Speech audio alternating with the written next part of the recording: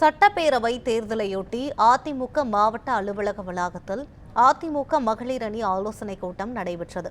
ராணிப்பேட்டை மாவட்டம் நவல்பூர் அண்ணா அவென்யூவில் உள்ள ராணிப்பேட்டை அதிமுக மேற்கு மாவட்ட அலுவலக வளாகத்தில் அதிமுக மகளிர் அணி ஆலோசனைக் கூட்டம் நடைபெற்றது.